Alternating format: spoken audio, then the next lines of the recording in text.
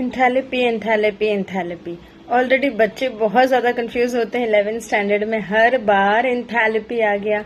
Enthalpy of ionization मतलब तो चलो समझे किसी तरह कि आयन बनाने के लिए जो एनर्जी लगती है that is enthalpy of ionization. But भाई आयन बनाने के लिए बहुत बार इलेक्ट्रॉन निकालना भी पड़ता है और कई बार इलेक्ट्रॉन देना भी पड़ता है। दोनों ही केस में हमारे आयन बनते हैं, कभी कैटायंस कभी एनायन। तो उस टाइम हम एंथैल्पी को क्या बोलेंगे? सो यहाँ आता है हमारा two terms. First is ionization enthalpy and the second one is electron gain enthalpy. So let's try to understand what is ionization enthalpy and what is electron gain enthalpy.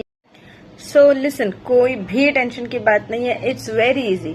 देखो पहला है आयनाइजेशन एंथैल्पी।